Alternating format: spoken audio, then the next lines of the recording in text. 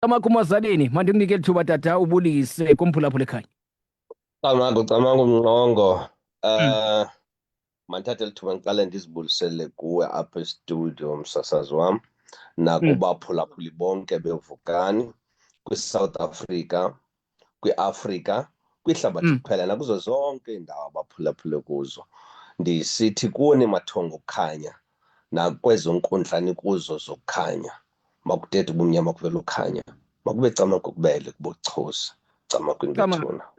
amakhuba amazaleni masibambe ngazibini sibulele ngexesha lakho xa simane sikukhweba ube kanti awundindizi uba kunye nathi apha enkqubeni siyayibulela kakhulu kwekho. Namhlanje siphethe omnye umcimbi apha bawumazaleni injalo njoku ndifuna uyicacisa singekaqali uba hayi asibethi magqirha apha injalo njoku sithetha ngezinto ezenzekayo ngoba lonke nto ziyafikela kuthi ufumaniseke uba ngaba ngelinye ixesha uba heyi amagqirha enza ngolu hlobo asithi wonke kodwa ke ziimeko ezi ezenzekayo njengoko apha elambahambeni nalapha ekuphileni sizibona uba ngaba ziyenzeka. Bawumazaleni ndifuna siyiqale ngolu hlobo abantu bayathetha ingakumbi namhlanje ndifuna sijonge iingxaki ikhaya eliye lizibone likuzo xa kufike igqirha lizokusebenza phakathi kwekhaya. Ndikubizile bawumazaleni uba bawumazaleni ndinengxaki nayo phaa ekhaya kakusondele thwayo bawumazaleni uyawufuna ooni nooni kumele ndithenge into ezintsha kazityi into ezithile into ezithile uba umazaleni enjalo nje ukuza nabakhwetha bakhe xa efika apha kumele ibe yinkcitha eninzi ekumele ibe kanti yenzeka apha phakathi kwekhaya. Ithini le nto yoba umazaleni ezi ngxaki siye sizibone silusapho sele singene kuzo ngenxa yoba sibiza igqirha lokuba ngaba mali izosebenza loo ngxaki ikhoyo apha ekhaya ngakungene bamazaleni ndikunike dade.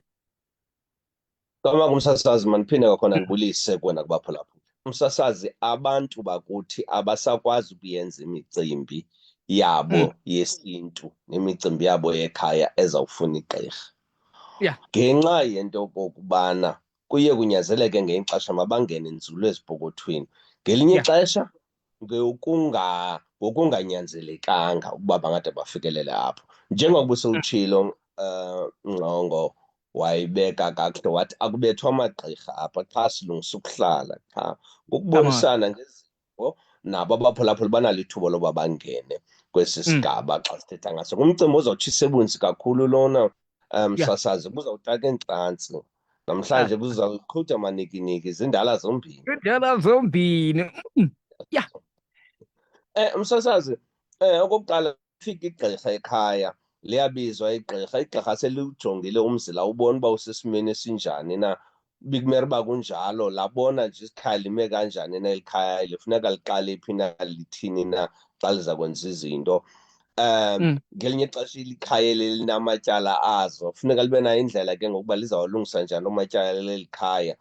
Lamkele umsasazi. Into ebethayo umsasazi ngoku kukho laa nto kuthiwa kwamkela igqirha xa lizawungena ekhaya lizofika lizosebenza.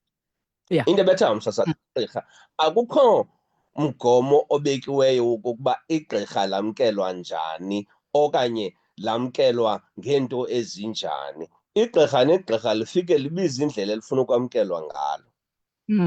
Ngoku amanye ke msasazi amagqirha aye asebenzise elo thuba ke ngoku ukuba makuvele ke ngoku nakusapho ke ngoku. Ngoku ufumaniseke into yokubana ngoku kwakwezi zinto ngoku ezilungiselelwe ngoku usapho seliqala uqhwalela nje kwamkela nje igqirha, liyaqalela Ya. qhwalela apho. Suka apho ke msasazi ke amanye amasapho msasazi anamaxesha awabekayo bona xa benza izinto zabo. Ya. Amanye amaxesha msasazi anemifula yabo, amanye amakhaya anemifula abayisebenzisayo. Amanye msasazi kuloo mifula anengethe yawo ayisebenzisayo. So ngoku lifika igqirha ngoku lizobeka owalo umthetho ke ngoku walo owalaa ndawo lalinyangwa kulo okanye wesihlwele salo sizowubeka kweli khaya ukuba yenzani ngolu hlobo nolu hlobo nolu hlobo nolu hlobo. Ibe ke loo nto leyo ke ngoku ingxamnye nendlela eli sapho lalapha okanye emathileni isiko labo ncakasana lona uba lithini na, ngoba alibizelwanga zojika isiko apha igqirha kodwa libizelwe uba lizowukhokhela.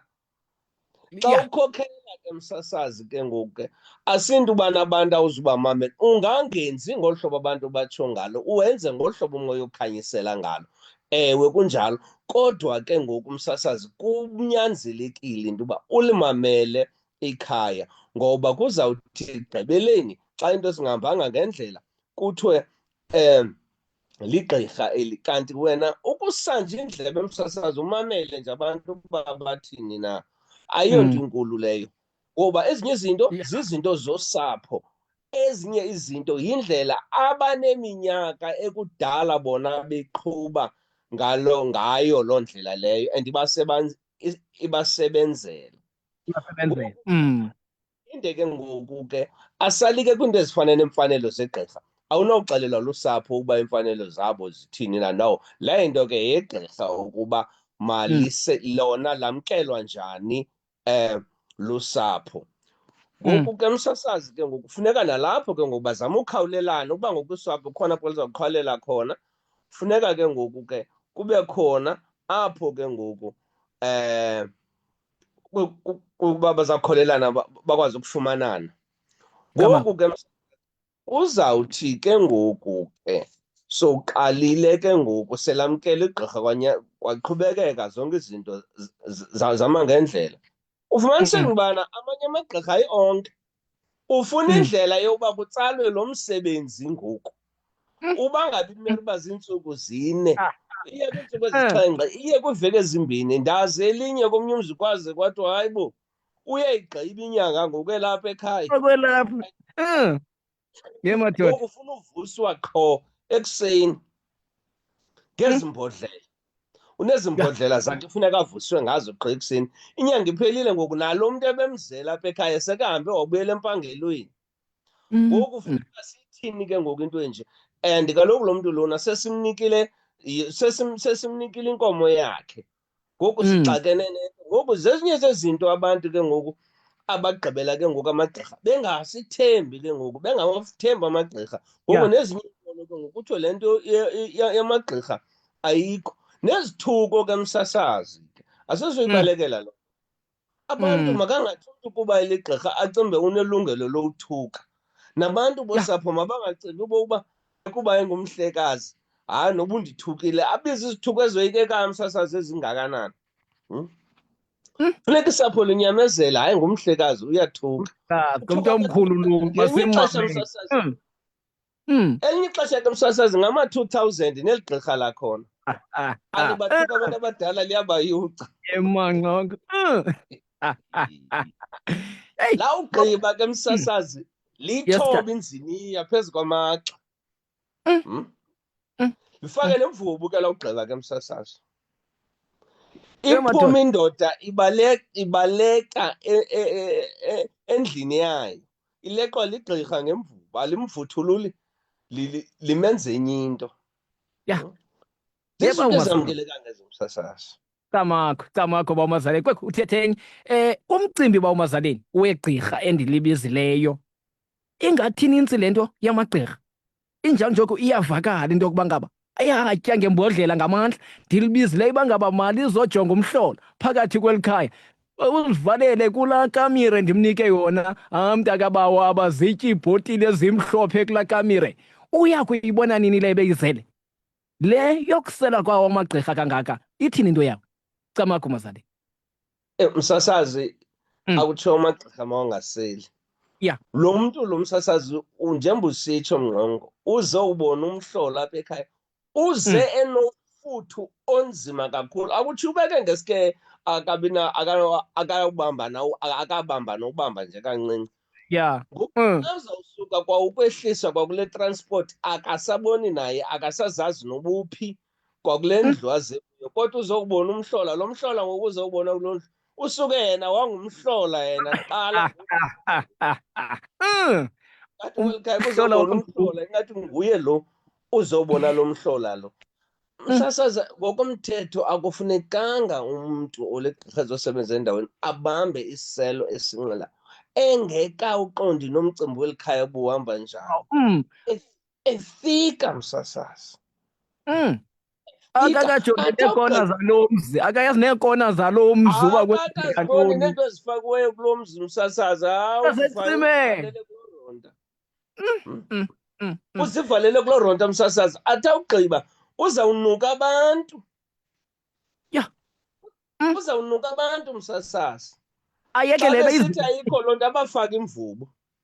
ya, kawubambe njalo bamazaleni, kawubambe njalo siye evenkileni tata, sawubuya. Le ntengiso ilandelayo zizimvo zeli shishini likhankanyiweyo, hayi ezeli jelo losasazo. Khosini, siyathokoza mabutete bumnyama, kuvela ukukhanya ukuba kudala uzama kodwa akulungi. Sele ubona ngathi izinyanya zakho zikuzele ngomva. Nanku mkhulu Njomane, mtsalele ku-079 281 9947 079 281 9947. Khuluna amayeza namandla ngendlela emangalisayo. La mayeza akwenza uphumelele, ufumane imali ekhawulezileyo kwaye uyenza phambi kwakho. Umkhulu unaso isiphondo sokwenza ubutyebi. Xa uneengxaki zemali ezingxamisekileyo, olu phondo sithetha ngalo ucela imali oyifunayo, nokuba yi-1 million okanye i-2 million akwenzele ngosuku. Sithetha nje maninzi amadoda selephumelele imali ekhawulezileyo ayenza phambi kwakho. Ukunika abafana bomoya bakuzisele imali ebhenki ukuba kudala uphangela kwaye awuyiboni into oyiphangelelayo, kukhulu kufaneka inxili yebhizinesi. Ishishini lakho lithandeke kwaye ufumane nee-profits ngokuphindaphindeneyo. Wenza abantu bathethe kakuhle ngeshishini lakho. Naxa usebenza kwivenkile yomlungu, wenza ii-customers zithande wena, zithi keep the change. Ukuba ungumphathi emsebenzini, abantu kwaye abakuthandi, ufuna amandla okulwa neentshaba zakho okanye ukubasusa abantu abavalileyo indlela yakho. Kuba wagxothwa emsebenzini, ufuna ukubuyela kwaye nendoda yakho wenze ingayibambi kwakunye nomnye umntu. Xa ufuna ukuphelisa intlupheko, tsalela umkhulu Njomane kule nombolo 079 281 9947. Ndiyaphinda 079 281 9947. Igama lam lobizana lokusabela ngu-Ayola. Ifani yam yobizana yokusabela ndincinidwa. Ndimamela inkqubo yamasiko nezithethe kamakhaya mzam. Hlala utheqetela ahlamfo lathi. Sekutheni sekuqhunyisela amaphaphu ziinyosi fusini na akazange aphazame umdala okungenzima entle. Umqombothi kukutya kwabadala yawo makhasela ezikontshi. Lahla icuba labathwa ungawancamela amanzi emzimbeni wakho ungatyeshela imifuno neziqhamo. Iingqawo maziphume emachegweni lubekho sibele. Enkosi. Yes, nanso ke indlela imizuzu masenziwe ngamashumi-23 ibethile eyesibhozo intsimbi yinkqubo amasiko nezithethe khona kwize zikaphulukani nemvelo yethu. Ntshilo ke ndathi sikunye nejwarha lasematshajweni bawudumisane kakhungwayo ngoba umozaleni lowo siphethe umcimbi uyawuthi khaya ngelinye ixesha izibone selisengxakini, ijongene neengxaki ngenxa yokufika kweli gqirha ngokohlobo ekwenzeka ngalo kwakufika eli gqirha.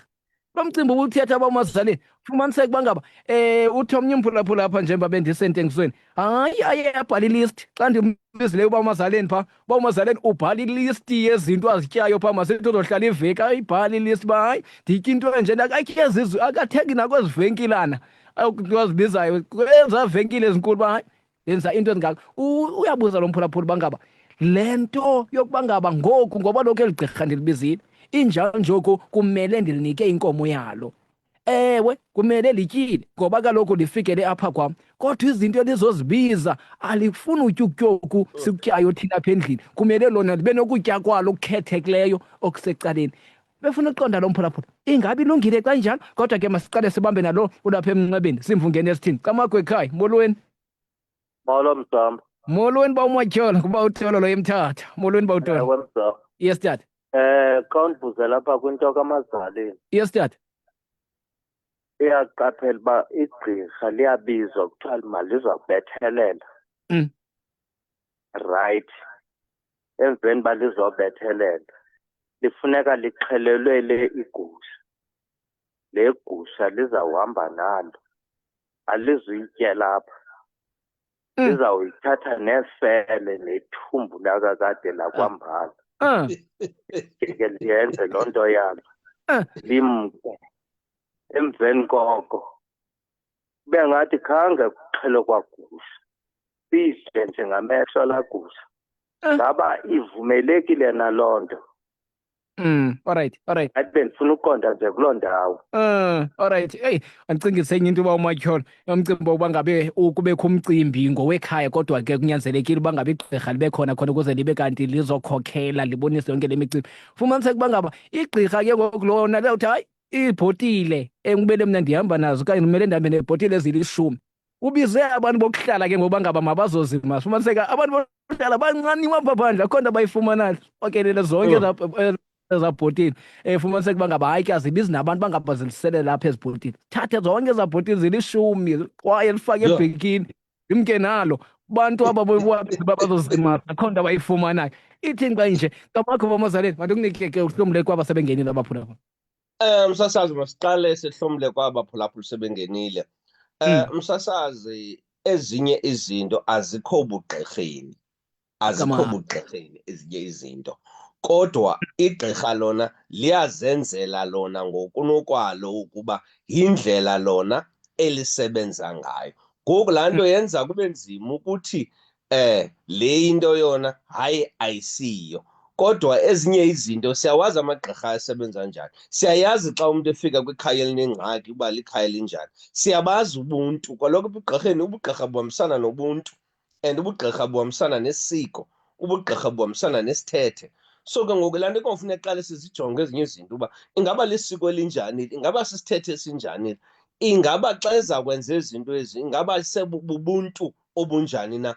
Ezinye izinto ke masiziyekeni, masizibambe sizilawule ngolo hlobo msasazi. Nangona uziqondayo uzibone nje ezinye izinto uba hayi ezinye izinto ezi azihli kakuhle ncam ekhaya. Kunjalo ke msasazi, lo mntu uze neeteksi zintathu. Enye iteksi yamagqirha, iiteksi ezimbini zezabakhwetha kuyinyakanyaka. Mathethe Ubungawazi wena uba kuzawuza abantu abangaka. Wena mntu xa into yazi uba igqirha lizawuza nabakhwetha, alikuxeleli uba lizawuza nabakhwetha abangaka. Yilaa nto ke ngoku ngelinye ixesha ke ngoku funeka igqirha likuxelele yonke into uba sizawuza sibangaphi na, ukwenzela into yokubana ubungaba uzawuba nengxaki ukhawuleze utsho. Unalaa mcimbi welisti ke msasazi, urayithi laa mcimbi welisti into yoba ubone kwazisuku into yoba uyicele ilisti, cela ilisti ilanga lingekatshoni. Lingathi igqirha lizawufika ngomso ubona socela ilisti. Ubone ilisti ujonge uba uzawukwazi ukumelana nalena into na. Ungasuki ukhalaze kanti nawe kuqala le nto ubone ikufanele. Zona ezinye izinto msasazi siyazibona nje uba hayi khona le into ebengameranga uba lelo hlobo.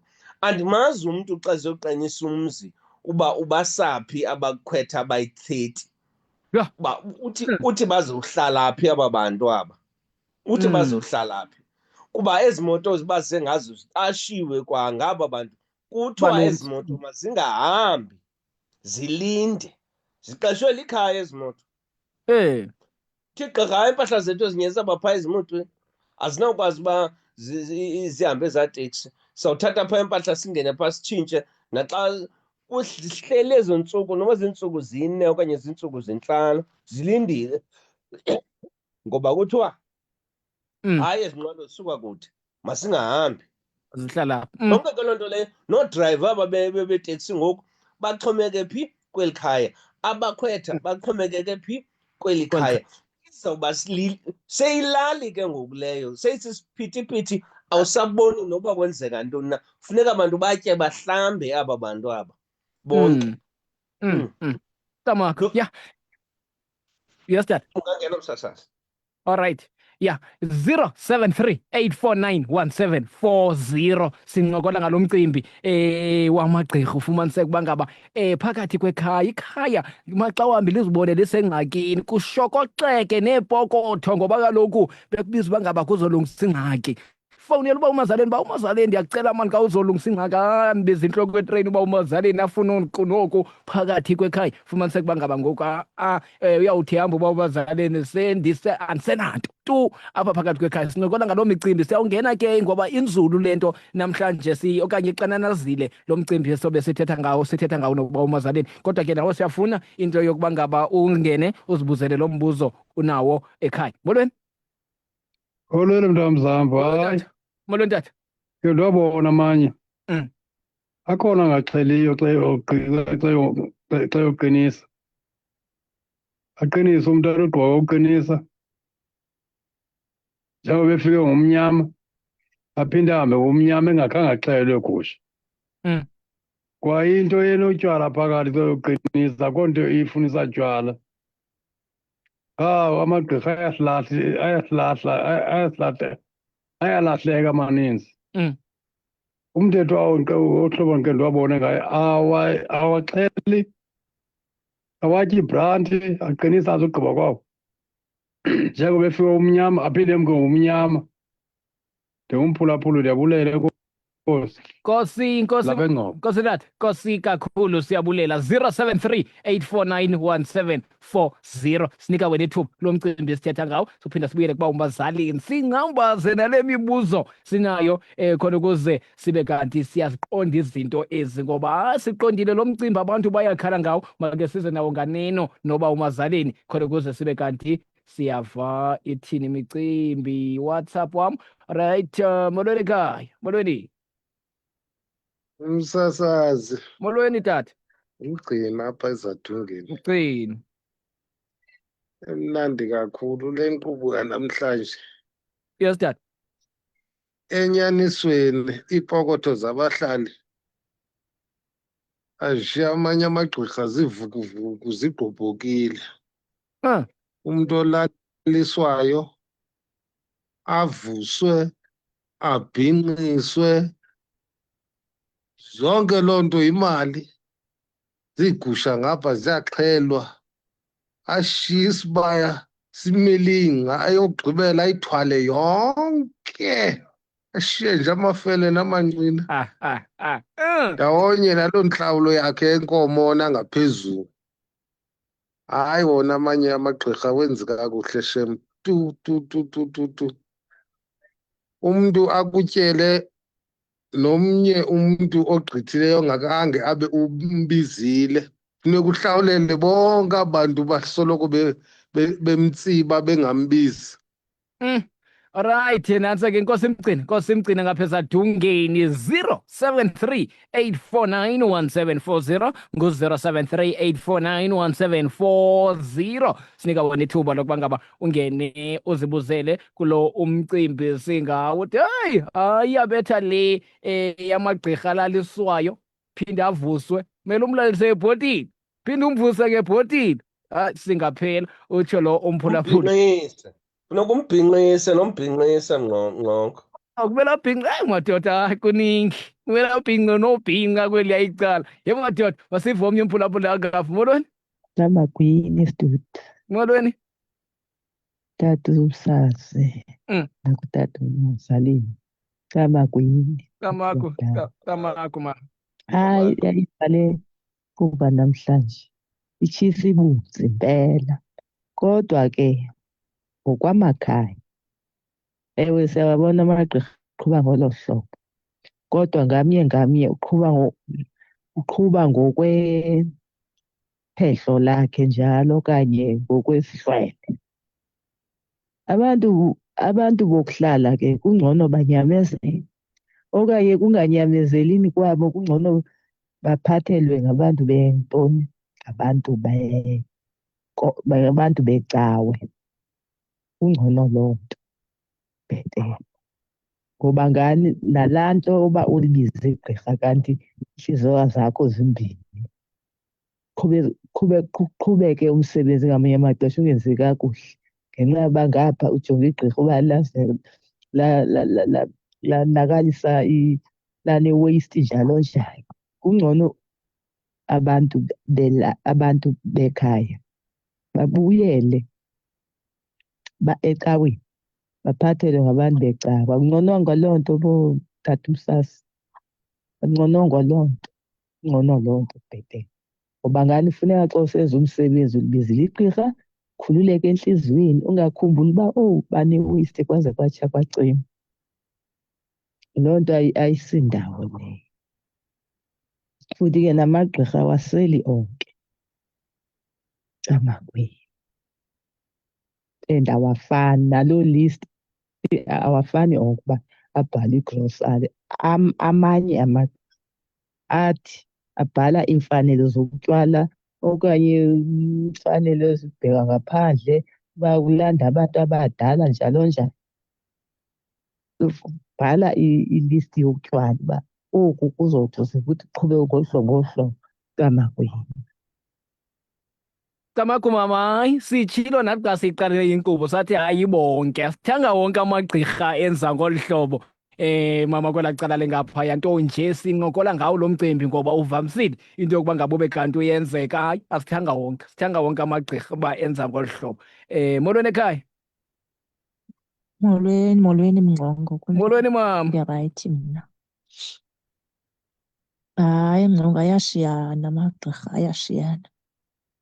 Amanye ke ayatyabula, amanye alow price. Amanye ayakwazi elinye liyakwazi ukufika namhlanje ebusuku lisebenze, ubize noba igusha lithi lakugqiba ukuqinisa lihambe ngobu busuku. Amanye ke ayatyabula epokothweni. Enkosi Mngqongo. Nkosi mama Camagu, siyabulela basikhangele kwelinye icala. Molweni ekhaya. Amakuba uzalini, mna ndingumqithi mna. Yes umqithi. Mna umthandazo wam mnye, ngaske ungabikho nto izandifunisa igqirha apha ekhaya. Into ize kakuhle, ingafuni igqirha ndiyenze ngokwam. Because amagqirha ayasikhuthuza ngoku. Camagu. Nkosi mqithi, wathi umqithi kweliya icala masibambe omnye 0738491740. Molweni ekhaya. Camagu msasazi. Camagu mama. Ndingumphulaphuli. Into endahlekayo mna apha emagqirheni, ndayenza umsebenzi ndenza intathabhekile. Ndafika ke gqirha ekhaya sayenza ke lizokwenza intathabhekile. Igqirha lalingaseli namanzi asetepini, funeke lithengele amanzi. Sayenza zonke into ezifuna. But into endahlelayo ngoku into yokuba ngabana apho ndihamba khona ndiyanukwa. Into yokuba ngabana yonke into yayenziwe kum yenziwa wrong. Ndabekwa ibhekile phezu kweentlanga zempondolo. Ngoku andiyazi into yoba mandithini. Into endinayo ngoku kunzima uthemba amagqirha. Andiyazi noba funeke ndenze njani, ndifune elinye igqirha okanye ndivele ndihlale ndibotshwe nethi amalungu. Because ngoku ndinengxaki yowathemba amagqirha Camagu. Alright, Nkosi mphulaphuli kweliya icala. Siyabulela. Ndiyakunika bomazaleni uphawule nje kwaba sebengenile siphinde Ndingavuya Mngqongo. Ndingavuya tata. Funa siphinde Mngqongo sibuyele kulaa nto besiyithethile kuqala. Asinto uba kubethwa amagqirha, singayicacisa loo nto leyo. Akubethwa amagqirha apha ngaphezu kwento yokubana sizama ukukhanyiselana abantu baziqonde kwezinye izinto ukuba abanye abantu baye benze ngaphezu kokuba igqirha befuna ukuba lenzile. Manintsi amagqirha asebenza ngendlela efanelekileyo Lisa nangendlela eyaziwayo, kodwa amanye amagqirha Lisa Mngqongo, amanye amagqirha noko ndoda ayikhona ayabetha. Ndithethisa umzekelo, la kwakho kwafika elinye igqirha naphaa kuthi ekhaya liyokwenza umsebenzi ngapha ekhaya eDikeni. Ele gqirha elo lasixelela nje straight nje uba kuzawufuneka ikhokhu, le khokhu le lizawuxuba ngalo, lizawusponja le nto kuthiwa kusponja. Lathi lizawusponja ngoku abonakala kuselalini ke phaya ekhaya eDikeni. Kuselalini ngoku kukho ezazi fumaneka incamncam kukho le ingeyiyo ikhokhu ncam ndingafuni uyibiza ngagama lelo lathi alinawukwazi uyisela alinawusela into engesiyiyo le lifuna udesha ba umazaleni udesha kwanyanzeleka msasazi uba kusuke inqwelo iye edrophini ibaleka ngoba kwakungomgqibelo kuzawuvalwa msinyane edrophini ayiphaphathekanga inqwelo iyowufuna lo iphuma ngamalini na uzibuza uba ingaba emalini naloo nto leyo asintu bonke ke amagqirha siyiphinde loo nto leyo uba anjalo bakhona ke namsasazi abanye abantu ke msasazi abaye bacele abathandazeli nakubathandazeli zikhona izikhalazo naphaa kubo abantu bakhala ngabathandazeli naba bantu kodwa ke abakhali ngokufanayo loo nto leyo ngoba ke ngoku ke abantu abazukuyeka lisa ukucela amagqirha uba ayikhokhele imicimbi ngoba eminye imicimbi ifuna amagqirha ancakasana nangokuthi ke ngabona bantu bathembakeleyo ekwenzeni imicimbi ethile kukhona imicimbi ongafuni umthandazeli kuwo ukhona umcimbi ongekhe ufune umthandazeli ongekho umfuna umthandazeli kuwo abantu ke ngoku ke bona noba ngaba singasebenzisa iphi indlela lisa abazukuya ukhala mnqongo noba singathetha bazawuhlala bekhala abantu kodwa ke loo nto leyo ayixeli uba masingazisi liso izikhalazo zabantu abantu mabafunde ezinto baziqonde ngoba kwalapha ekwenzeni wona lisa kukho nemithetho yezempilo emiselweyo efuneka ukuba ijongiwe ngamagqirha ijongwe uba nokhuseleko olu labantu funeka lujongile impilo msasazi umntu kwa ukuxhentsa umntu uzawuxhentsa msasazi imini yonke umntu kuyafuneka uba nabo bazijonge impilo zabo ngoba abanye abantu bangamagqirha baneepilisi abazityayo zonke ke ngokwezo zinto ke ngokwezo ziyafuna sijongwe naba bantu bazonyangwa msasazi baneepilisi abazityayo ekungafanelekanga ke ngokuba thina ngosibakhuthaze into yoba mabayeke ezo nto bazityayo ezo pilisi ukuba benyangwe into ebalulekileyo kule nkqubo kukwakhana nokuthi noko amagqirha xa azaziyo uba abetha ngezantsi noko ngokubetha kuzelo mawakhe abuyele nganeno into ebalulekileyo kukuba umsebenzi wegqirha ngobe ngumsebenzi omhle osulungekileyo malinconywe ngokomsebenzi walo ngaphandle kwamathandabuzo amakhaya nawo anengxaki awawabhatali amagqirha awawabhatali msasazo amanye amakhaya nawo asikafuni ukulawula amagqirha kubekho isibhovubhovu salapha ekhaya sikamalume naso esiza kuxelela uba naso sasithwasile ungayazi ke ngokuba busabizelwa ntoni na kanti kukho into enjalo so msasazi ifuna le nto siyijonge daswa ngosiyivelela macala kodwa apho sijonge khona sizama uba ize kule ndlela funeka ihambe ngayo camago msasazi camakwekho uba umazaleni makhe siphume kancinci apha phakathi kwekhaya bayakhala abaguli abanyangwa ngala magqirha ngoba kaloku nabo kumele babe kanti ngamagqirha agqibeleleyo athi amanye andithi wonke nalapho ndiyafuna ke mphulaphula uphinde uyibambe andithi wonke amagqirha kodwa ke amagqirha athile uve umguli esithi hayi zandinyangwa nguba umazaleni ndaphuma kuba umazaleni ukunyangwa nguba umazaleni ngenxa yempatho andiphatha yona phaa kuye njengomntu ondinyangayo fumaniseke uba ngaba uyehleli nje uyandinyukula undenzisa izinto bangamane sesiqarhishala ke ngoku salapha kwakhe bengathi ndingumntu amshileyo kumele ndivuke ekuseni ndiyopeta igadi ndiyokolusa yonke loo micimbi ithini le nto xa ndisesiguli ndisiza kuwe ba umazaleni ndizofuna uncedo lokuba ngaba undinyange njengamntu ogulayo kodwa ngofumaniseka uba ngaba hayi ngoku yoba ngathi ungumqeshi wam wena ngoku undiqashile mandenze yonke imisebenzi yalapha kwakho camagu umazaleni camagu msasazi naleyo into msasazi ivamisile ibe buhlungu ke msasazi ke kwezinye izinto xa sizibona ngoba ngelinye ixesha ufumaniseka uba kwalo mgulile ngumntu okhulelweyo nako lo mntu lona uhlambisa ifestire wade wathi omnye usisi kum hayi ndithi ke mna yabo bendikhe ndakubona usendaweni ethile nje ingathi ubuqhuba kakuhle yintoni uthi hayi khona bendiqhuba kakuhle umsebenzi wona ebendiphethe kakuhle ngoko bendiqhuba kakuhle xa apha endixaka khona uye wandijika wandenza igeli yakhe. Qho xa ndifika ndikhululisa ama-curtains, funeka ndihlambe iimpahla zabantwana besikolo, funeka ndenzeni. Msasazi, ikhona laa nto uba igqirha libe bhizi kakhulu lingakwazi ukwenza umcimbi walo wasendlini yalo wasemzini walo ngenxa yokuba ejonge abantwana aba bagulayo. Apho ke msasazi akutsho ukuba abaguli abanawuncedisana nalo mama, ngoba ixesha elinintsi ujongane nempilo zabo.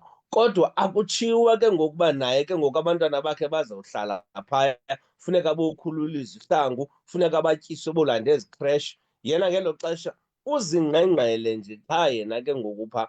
Abanye msasazi funeka benze umsebenzi wakhe apha emyenini wakhe ngoku. Fumaniseke abanye ngoku funeka bavuke ekuseni bobekele umyeni wakhe bamenzele izikhaftina.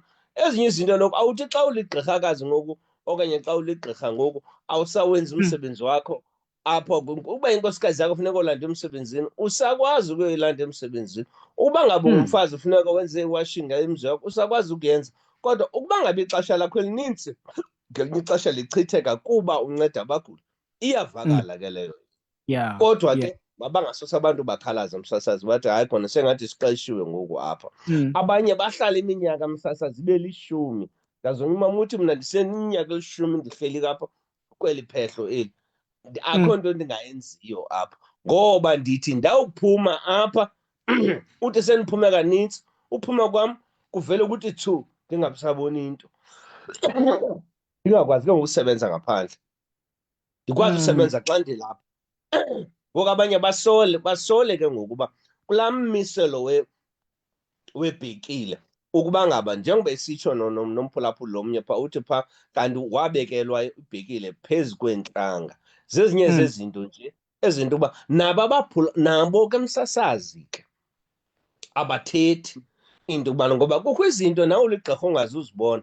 Umntu funeka athethe naye uthi hayi ndandikhe ndaba ngumntu owayekhulelwe ndaphunyelwa sisisu.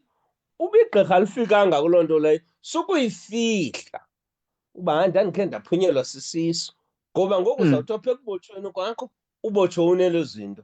Ucimba wona ngoku izawuba lityala legqirha eli. Ngoku uyaziyo imeko yakho ukuba yayinjani, ngoku uzaziyo uba unefufunyana. Igqirha mhlawumbi alifikelelanga apho ngenxa yeento ezithile, wena awuyayazi loo nto leyo, awuyithethi. Ngoku sengathi kunyangwa igqirha kanti yonke laa nto le iya ngokokubonisana. Nalo igqirha funeka lizame unyusa umoya, lizame ubona uba ingaba zikhona ezinye izinto kulo mguli ezingamangenela. Camakho msasazi. Camakho bomazaleni make sibaleke siye evenkileni ukusela amanzi nawe sawuphinda sibuye. Mphulaphuli 073 8491740 yawuba ngu-073 8491740. Sibuye nje sikhangela abokugqibela kulo umcimbi sophethileyo venkile. Ingaba ngusomashishini osakhasayo nenjongo zokuphuhlisa ishishini lakho uphinde uze notshintsho empilweni naseluntwini ngokunjalo? Ukuba kunjalo, iVukani Community Radio ikuphathela iVukani Small Business Package Deals enabaxabiso ancomisayo. SiVukani Community Radio siyayiqonda ngokupheleleyo ingqako somashishini abasakhasayo kunye nabo bakhulayo abajongana nazo, umzekelo ukunqongophala kwexesha, ukuswela ubukho kwezamakhasi onxibelelwano kunye nezinye kolu rhwebo lunokhuphiswano ngamandla. Yiloo nto ke sakhe iqhinga lokuncedo somashishini baxhumane nabathengi ngondlela lula nenamaxabiso aphantsi. Yiba nomfanekiso ngqondweni. Ishishini lakho lisaziwa, kuthethwa ngalo ngamawakawaka abantu. Ayililongo iphupha eli liyenzeka ngokwenyani. Iqela lethu labasebenzi abaqeqeshekileyo baya kusebenzisana nawe ukwenza intengiso ekhethekileyo kwaye eyenza umtsalane kubaphulaphuli beVukani FM. Eyona nto encomisayo ngezi small business package deals, uyakwazi ukuzikhethela ekufanelayo kwaye elingana nesipaji sakho. Ukuzifumanele ziVukani small business package deals, tsalela umnxeba kule nombolo 047 877 0095 okanye 047 877 0096 okanye uthumele i-email kusales@vukanifm.org.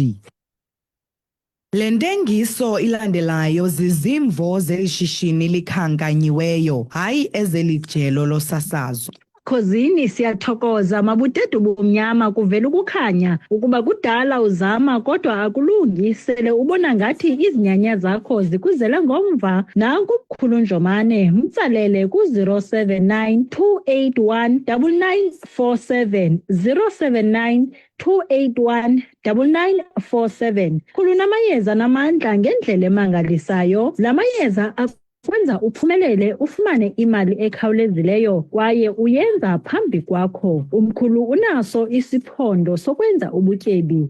Xa uneengxaki zemali ezingxamisekileyo, phondo sithetha ngalo ucela imali oyifunayo nokuba yi-1 million okanye i-2 million akwenzele ngosuku. Sithetha nje maninzi amadoda selephumelele imali ekhawulezileyo ayenza phambi kwakho. Ukunika abafana bomoya bakuzisele imali ebhenki ukuba kudala uphangela kwaye awuyiboni into oyiphangelelayo, kukhulu kufumaneka inxeli yebhizinesi. Ishishini lakho lithandeke kwaye ufumane nee-profits ngokuphindaphindeneyo. Wenza abantu bathethe kakuhle ngeshishini lakho. Naxa usebenza kwivenkile yomlungu, wenza ii-customers zithande wena zithi keep the change. Ukuba ungumphathi emsebenzini, abantu kwaye abakuthandi, ufuna amandla okulwa neentshaba zakho okanye ukubasusa abantu abavalileyo indlela yakho. Kuba wagxothwa emsebenzini ufuna ukubuyela kwaye nendoda yakho wenze ingayibambi kwakunye nomnye umntu. Xa ufuna ukuphelisa intlupheko, tsalela umkhulu Njomane kule nombolo 079 281 9947. Ndiyaphinda 079 281 9947. Masitamagushe, sitamagusha ke kuwo onke amabandla, sitamagusha kuzo zonke izizwe. Ndinguloyisoye lokusabela, ndingokaNqevu, nguMpinga, nguMawawa, nguSenza, nguSineka, nguMakhoba, nguNgwangwashe, ngukhalada, ngiphila kukuzenzela. Kwinto yomntwana ngabanoboyi ixhonye emaxhantini linde amadoda nenkomo azothetha inyani enkundleni lishiyeke ikhazi. Tshonalanga sizotya kamnandi, bantwana phumani endlini sizawudlala nonyoko. Ndiphulaphule inkqubo yeVukani Community Radio yamasiko nezithethe. Tamako. uCastillo sisiganda sombungu igandaganda yewayinesi igorha neradio. Yes, masiyenze imizuzu ibe sipho zoqwabajwi phambi kweyethoba intsimbi kwekumadoda. Ndiyabona abantu abaninzi batsho bangabacamako uNtsundu noMazaleni iyafundisa inkqubo yakho ba uNtsundu. Enkosi kakhulu tsholomphulo sedodreha ungenile nomnye naye besitsho kwelicala bangabantu nqongo ndiniphulaphule ngomonde kwakunye nobawo uMazaleni. Ya nkosi man, ndiyabona bangaba abaninzi nje batsho nabo bangabayi baphulaphule nje ngomonde nje ukuyishwankathela ba uMazaleni siye kuyivaleni. Ongathini nje ba kwimizuzu nje emibini ndizokukhulula emva koko ngoba ndiyabona bangabayi akabikho mibuzo ekhoyo kweli cala lam nje abaphulaphuli bathi bahleli nathi kwela cala. Msasazi, into endizayitsho msasazi, akukho nto imbi ngento ngaphezu kwentweni yonto ukubana abantu kungabikho zinto zintle abazithethayo xa kanti bekhe kwafika umntu oligqirha ekhaya. Kubalulekile msasazi uba bashiyeke umlomo bangawuvali xa igqirha lisebenzile. Selisebenzile makhe kujongwe ke ngokumsasazi nemiphumela yalo ukuba njengoba belifikile apha ekhaya lazosebenza ingaba uyabonakala na umehluko. Ngelinye ixesha umntu angaba namaxabiso aphezulu kanti indlela asebenza ngayo neziphumo zakhe zincumise. Ngoku ke loo nto leyo ke ngokumsasazi noba uyakhala ukhala nganeno noko awukhali usiya ngaphesheya. Kodwa ke sekunjalo ke msasazi amakhaya awalingani. Nokuba ngaba uligqirha uyayazi wena ukuba usebenza kanjani kodwa ngelinye ixesha uyalibona elikhaya uba liyalidinga uncedo lwakho. Kodwa ke imicimbi yabo ishukuxekile. Nalapho ke ngoku kuyafuneka ukuba uzame ukulungelanisa izinto zibe sendleleni efanelekileyo ngoba ekugqibeleni sithunywe kubo aba bantu aba, funeka sibencedile. Nabo abantu ke msasazi njengoba ndisitsho awufunekanga balala emqokozweni bathi hayi khona makasebenze ngezinto sinazo asithathi ntweni. Ubugqirha libizo. Nangokuthi ke msasazi akuba asilo ngalo lonke ixesha apho funeka khona kubekho igqirha.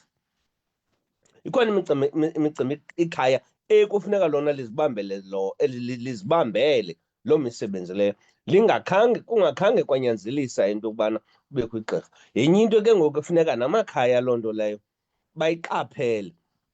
Nako ukuthi ke babe nabo xa belibizile igqirha, babe nabo bezilungiselele nabo, beyazi into yokuba izinto zihamba ngolaa hlobo bekuthethwe ngalo. Akho nto ibuhlungu engathi usebenze ugqibe emzini.